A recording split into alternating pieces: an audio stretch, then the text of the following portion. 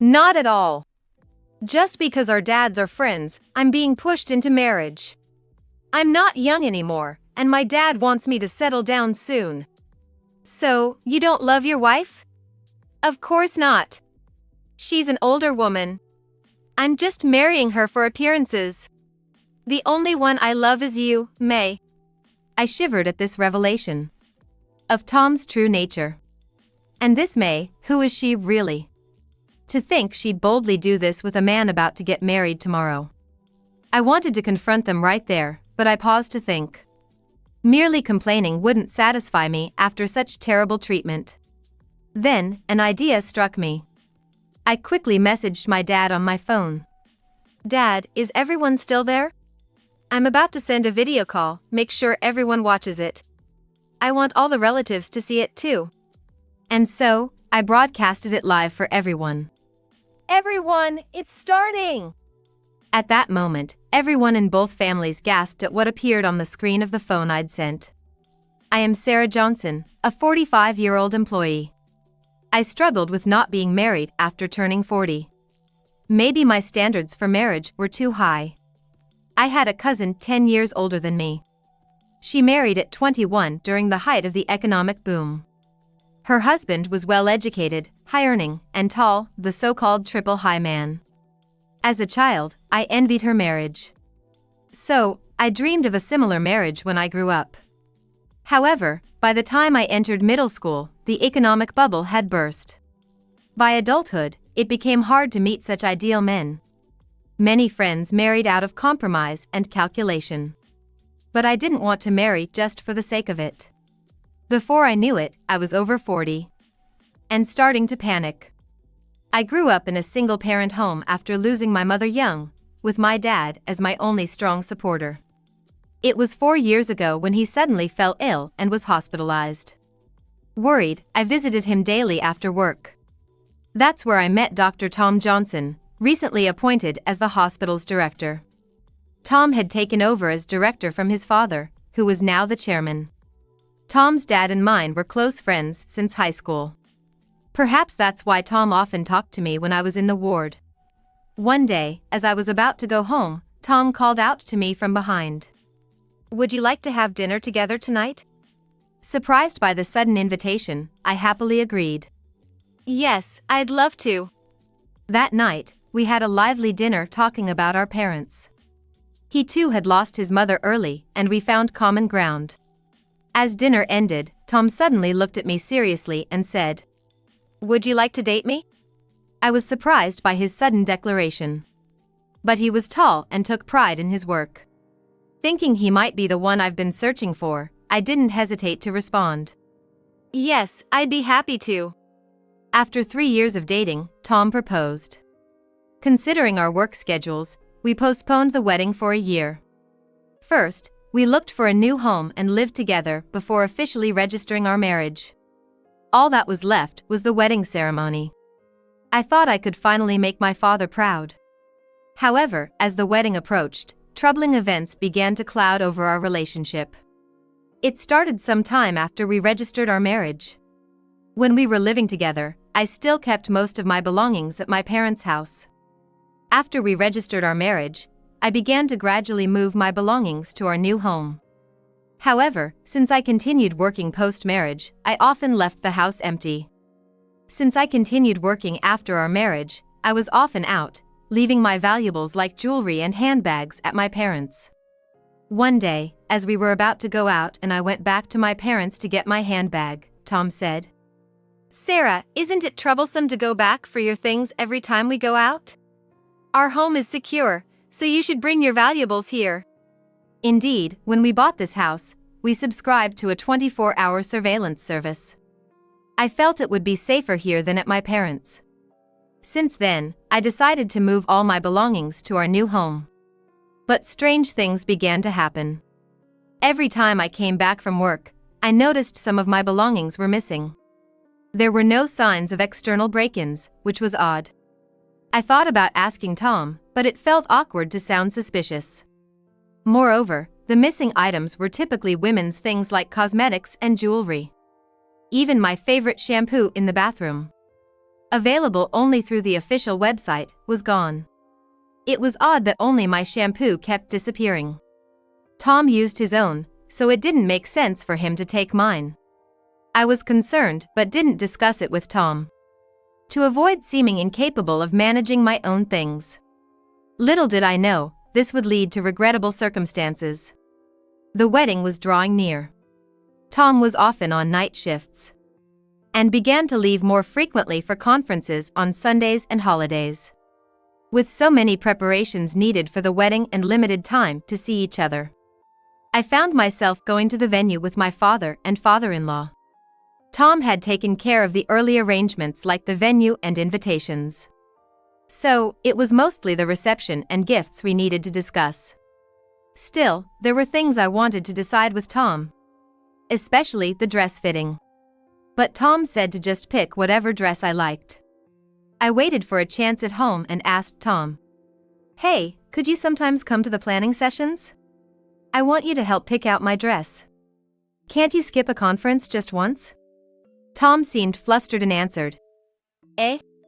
No, I can't miss those conferences. Whatever dress you like is fine by me. I trust you and your dad with the reception and gifts." I was disappointed by his response. "Why do you have to be at these conferences right before our wedding? It's medical stuff, Sarah won't understand. I just can't miss it." His seemingly annoyed response made me suspicious. But with the wedding so close, I didn't want to argue, and reluctantly agreed to his terms. Then, one day while working in the morning, I realized I had forgotten some documents at home for an afternoon meeting. "Oh no! I've been so busy with work and wedding preparations, I completely forgot. I need to hurry back and get it." I explained the situation to my boss and was allowed to return home during my break. Fortunately, our new home isn't too far from the office, so it's possible to go there and back during the break. As I hurried home and approached the house, I noticed a strange figure in the living room. I couldn't believe my eyes. One was Tom, who should have been home after his night shift. But there was another person, a young woman I didn't recognize. She was sitting on the sofa next to Tom. Tom had his arm around her shoulder and seemed to be talking to her. I tried to listen from outside, but couldn't hear anything due to the soundproofing. Curious about who this woman was, but short on time, I quietly entered through the back door, grabbed the documents, and left the house unnoticed. I didn't want to believe that Tom was cheating right before our wedding, but they seemed too close. Suppressing my urge to confront them, I headed back to the office. I made it to the meeting, but my mind was elsewhere. Tom always says he's busy with conferences and night shifts, but is that really true? Could he have been seeing someone else all this time? These thoughts consumed me even during work. Our chances to see each other remained rare, even on weekends. I thought about asking my father-in-law, but I couldn't bring myself to do it. If Tom was lying, I didn't want to cause my father-in-law any worry. With the wedding approaching, I felt increasingly anxious. I wished my mother was here to talk to. I didn't want to burden anyone else, so I had no friends to confide in. My friends coming to the wedding were all happy for me. I couldn't disappoint them by revealing my concerns. I hoped that the scene with Tom and the unknown woman was just a hallucination. I was trying to escape reality in my mind. With this wishful thinking, I approached the day before the wedding. Tom said he had a late shift on this important night and would come home late. Before leaving for work, he suggested, "Why don't you spend tonight at your dad's? I'll be home late." Feeling restless at home, I took his advice and went to my dad's house. When I arrived, my dad greeted me at the door. "Sarah, you're back. Actually, we're having a pre-wedding celebration tonight with both families. Everyone's here." When I looked closely, I noticed many shoes lined up at the entrance. Surprised, as I hadn't heard anything about this, I entered. As soon as everyone saw me, they greeted me with a round of applause. "Congratulations, Sarah." Thank you," I replied, a bit embarrassed. I joined the celebration for a while, but decided to leave early to rest for the next day. thinking it would be best to rest for the big day tomorrow. I had just one drink and then headed home. Exhausted, I felt sleepy as soon as I got home. Thinking I could shower in the morning, I lay down in my bedroom upstairs. I woke up around midnight, having fallen asleep at 8 p.m. Looking at the clock, it was past 11 p.m. Fully awake now, I thought of taking a bath. Just as I got up from bed and was about to head downstairs, I heard some noise from the bathroom. I wondered if Tom was in the bath. But then I faintly heard voices, including a woman's. Could it be Tom and that young woman from the living room, together again? With a surge of anxiety, I quietly peeked into the bathroom. There were Tom and the woman from before, about to get into the tub together. She must be his affair. Then Tom said something outrageous. "Just because our fathers are close, I'm being forced into this marriage. I'm old enough, and my dad keeps telling me to settle down." "So, you don't love your wife, Tom?" "Of course not. She's an older woman. I'm just marrying her for appearances. The only one I love is you, May." I felt a chill hearing this conversation. This was the real Tom. And this May, who was she really? Boldly doing this with a man about to get married the next day. And without any guilt, she said something odd. "But Tom, it's amazing how you built this big house and buy me nice things." "Well, my dad did chip in a bit for this house. And Sarah buys her stuff with her own money.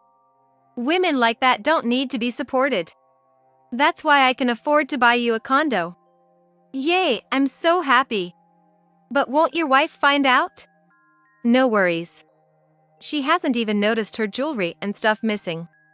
I took those, but they were so old-fashioned. I sold them all." My missing belongings, it was all Tom's doing. Given to his mistress. Unforgivable. I felt my fists trembling with rage. Then May picked up my shampoo and said, "This shampoo is really good. I'll take it home today." "Why not? Sarah just orders stuff online. If it's missing, she'll just buy more." So, May was taking my frequently missing shampoo. Treating everything in this house as if it were hers. But more than that, my heart was tearing apart. Facing such betrayal from Tom right before our wedding. I wanted to burst into the bathroom and confront them, but I paused to think. Merely complaining wouldn't satisfy me after such terrible treatment. Then, an idea struck me. I quickly messaged my dad on my phone. "Dad, is everyone still there? I'm about to send a video call, watch it carefully. I want all the relatives to see it, too." After sending the message, it was immediately read. "What's up? Sure, everyone's still here. Are you and Tom going to make a speech for the pre-wedding celebration? Just wait and see. Oh, and make sure to record the video I'm sending." I switched to video call on my messaging app. Then, I quietly opened the bathroom door. "Everyone, it's starting!" I narrated the situation, filming Tom and May. Of course, the video perfectly captured them in the bathroom, up to no good. "Whoa! What's going on here? Stop, please!" Caught off guard by the sudden turn of events, both of them were panicking. Ignoring them, I continued my narration. "Look, everyone. The groom-to-be, who's supposed to have a wedding tomorrow, seems to be in the bath with a young woman." Over the call, I could hear the rustling voices of my relatives at home. Some even screamed in shock. My father-in-law, watching the video, shouted in anger. "What the heck is this?"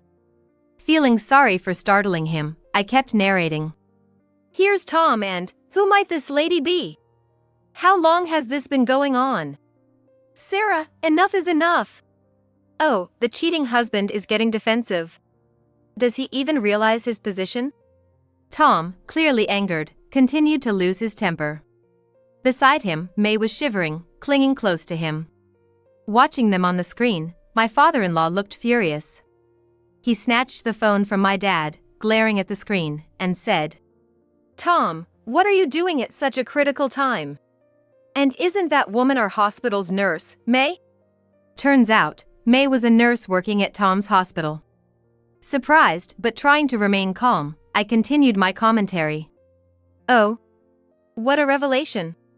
The mistress is none other than the groom's subordinate. Sarah, that's enough, I get it. My father-in-law said, cutting off the call. Discovering that his own son was having an affair with a subordinate at home. My father-in-law might have been deeply shocked.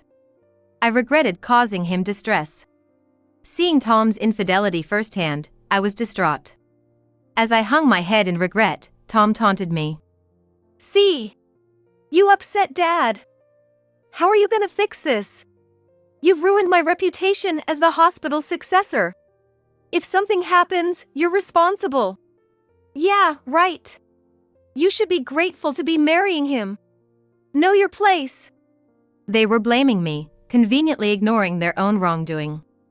It was as if they were making it seem like I was the one who had done something wrong. Filled with frustration, I couldn't respond. Then, the doorbell rang. On the monitor, I saw my dad and father-in-law. Not alone, but with all the relatives from the pre-wedding celebration. I quickly opened the door and let everyone in. My dad looked extremely worried. Sarah, are you okay? It must have been tough. But it's all right now. We're all here for you. Dad, thank you. Seeing his face, I couldn't hold back my tears anymore. I was really frustrated and hurt. Crying, I collapsed on the spot. The relatives comforted me, patting my head and back. Overwhelmed, I started sobbing. My father-in-law rushed to the bathroom. And without knocking, burst open the door. Tom! What on earth are you doing? Whoa, Dad! Ah! What's going on? They were just as surprised as when I first entered. Then, more relatives followed him in. What the heck? Why are you all barging in? Oh no! Everyone, please leave! Tom and May, still showing no remorse, angered my father-in-law even more. Do you two even realize what you're doing? Get out of there now. We'll talk later. Really, young girls these days have no shame. My aunt remarked, looking at May in disbelief. They got out of the tub, covering themselves with towels, and hurried to the dressing room. But their clothes weren't there. I had secretly hidden them before filming with my phone. Hey, where are our clothes? Tom, wrapped in a towel, looked bewildered. I almost burst out laughing. May just sat there, trembling. Everyone looked at them with utter disbelief. Wait, let me change in the bedroom. I'll catch a cold like this. No. No. Help me. My father-in-law was tough. He probably thought I'd escape if he let me change. Well, it's fine. Just sit there. Tom, why did you do this? Explain yourself. Well, I married Sarah because you told me to. She wasn't really my type. What? You never said that. Of course I didn't. I'm the heir, and my dad's word was law. I thought if I disobeyed, I'd lose my chance at being the hospital director. My father-in-law was speechless at Tom's explanation. The relatives looked at him in shock. I married out of obligation. And it made me incredibly sad. Noticing this, my father-in-law spoke kindly to me. Sarah, I'm sorry for the pain Tom caused. It's not your fault. No, it's not your fault. Please, lift your head. But, with the wedding tomorrow, this is a mess. I felt a sudden pain in my heart. The wedding I had longed for now seemed impossible. My dad put his hand on my shoulder. Sarah, you don't have to force yourself. I'll explain everything to the guests. That means we're calling off the wedding. I couldn't imagine continuing a marriage with Tom. So, there's no choice but to cancel the wedding. When it seemed settled, Tom said with a relieved look. So, I'm free now? No, that's not happening. My father-in-law said sternly. Why? We're not getting married, right? You cheated with a young nurse. Only the family knows now, but soon it'll be the talk of the hospital. We can't have someone like you as the director.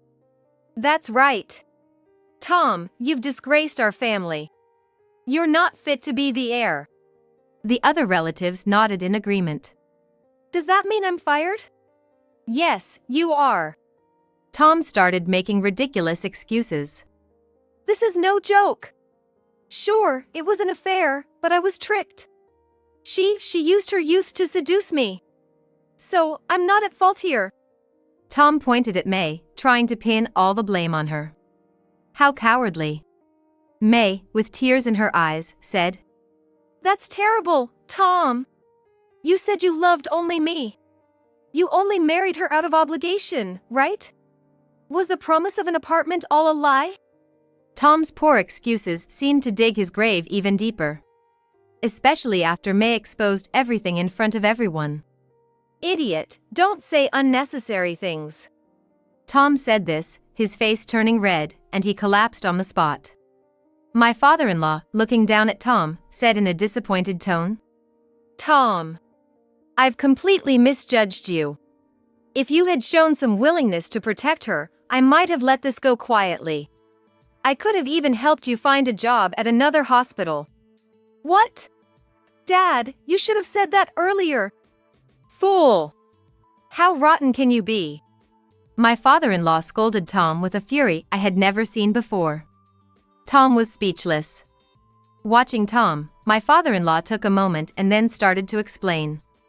I wanted to repay a debt to a man who once helped me.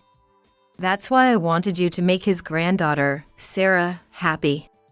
But now, I can't face her grandfather with this situation. What? What do you mean? Tom looked puzzled. I didn't know that my grandfather was my father-in-law's benefactor. My grandfather had passed away when I was young. Then, my father-in-law explained more about my grandfather. He had struggled financially when he started his own hospital. At that time, my maternal grandfather, who was the head of a major local bank, helped him. My grandfather often visited the gastroenterology department of the general hospital for his gastric ulcer, where my father-in-law was the doctor. My father-in-law had always wanted his own hospital and discussed financial matters with my grandfather, who even assisted him when he started his hospital. It turns out my father-in-law had fallen in love with my mother, his daughter, at the time. He confessed his feelings, but my mother was already dating my father. He even shared this bittersweet love story with us. After finishing the story, my father-in-law turned back to Tom. That's why, Tom. You owe your current position to Sarah's grandfather. I wanted you to make Sarah happy because of that. Then May spoke up. What's that about? That's just parents' convenience, right? Deciding your son's marriage partner for such a reason is the worst. Quiet. A woman who cheats has no right to speak. No. Stop. Tom, help me. May clung to Tom, begging for help. But Tom shook off her hand and shook his head slightly. I'm sorry, May. There's nothing I can do now. Please. May cried, and my father-in-law spoke to her. That's how it is. I'm sorry, May. You'll have to leave the hospital too. What? That's so unfair. It can't be helped. Your actions could jeopardize the hospital's reputation. Hearing my father-in-law's words, May looked completely defeated. Seeing that, I decided to deliver the final blow. By the way, I'm going to need alimony from you. Even if you don't like it, we have evidence, you know. What? No way. I've just lost my job, and I already bought so much stuff because Tom promised to buy me a condo. But now that's gone too. All I have left are loan repayments. What am I supposed to do now? Oh? That's just what you deserve for messing with someone else's husband. Think of it as your punishment and deal with it. When I said that, May broke down in tears. But I didn't let that stop me from also addressing Tom. And speaking of alimony, of course, I'll be getting it from you too, Tom. And I'll be getting the divorce papers tomorrow, so be sure to sign them, okay? Right. And I can't forgive you for betraying Sarah, the granddaughter of a man who did so much for me. I want you out of the hospital and our family. In other words, you're disowned." Then the others around us started saying, "Yes, that's right." Tom and May, realizing they had no options left, just slumped in defeat. After that, I filed the divorce papers, and the divorce from Tom was finalized. I tried to sell our new home, but it was hard to find a buyer. Maybe because it was a custom-built house with too many personal touches. I had to sell it for less than half the original price, but at least I got the money from the sale, which I used for property division and alimony. Tom lost his wife and all his property. Disowned by his parents, he couldn't even return home. He started living alone, struggling to find a new job. I only know this because our fathers still keep in touch. My dad says he hears complaints about Tom every time he meets my former father-in-law. Tom keeps showing up at his parents' house, begging on their doorstep. But they never let him in. And I heard through the grapevine that May went to Tom's place. She's still upset about not getting a condo, and keeps pestering him to get back to being a doctor so she can live in luxury. Tom, at his wit's end, even called me. "Sarah, I was wrong. I was deceived by a younger woman. I'll never cheat again, so let's get back together," he begged. But I replied in the same tone. "I was wrong too, for being deceived by your good prospects. So, I've decided to stop choosing men based on their job or looks. Let's just find our own ways to live, so, goodbye." "Hey, wait a minute." Before he could finish, I hung up. And immediately blocked his number. I also blocked him on all email and messaging apps. According to my dad, May is working in a nightclub and Tom is doing odd jobs while job hunting. But their affair scandal is well known among medical workers in the area. So it's unlikely Tom will find a job in the field again. I heard that whenever medical professionals visit May's workplace, their affair becomes the main topic of conversation. Because of this, the reputation of wherever she works suffers, and it's said that May ends up getting fired from every place she works at. Still, May hopes for Tom to return to being a doctor. She even moved to a remote area, with her dragging a reluctant Tom along. Now, no one knows where they are. As for me, I went back to my parents' home and am commuting to work from there. I'm not thinking about marriage for a while, especially after seeing my cousin, who I thought had the perfect marriage, go through a late divorce. But she's gradually becoming independent, and seems happy with her work and hobbies. So, for now, I'm enjoying my time alone. Then, one day, a male colleague in my department spoke to me. "Sounds like you've been through a lot." Well, it's kind of like a heroic tale. My divorce scandal became a well-known story at work. It's a bit embarrassing, but whenever someone asks, I always answer with a smile. Then, Steve, who had a serious look on his face, said to me, "Actually, I've been interested in you, Sarah, since I transferred here. But it seemed you were already engaged, so I had given up." While saying this, he invited me out for lunch during our break. Steve, 2 years younger than me, transferred to our company 3 years ago. Since then, we've been working together in the same department. I hadn't particularly noticed him before, but he's always been kind. And whenever I made mistakes, he subtly covered for me. Maybe someone like Steve is the ideal partner for me. I had thought I wouldn't consider marriage for a while. But it's surprising that I might have met a good person so close to me. It seems I had completely overlooked it until now. Everyone has 1 or 2 failures. Thinking about it that way, I've started to consider this new opportunity positively. I'm nearing my mid-40s, but age doesn't matter when it comes to happiness. After all, life is only once.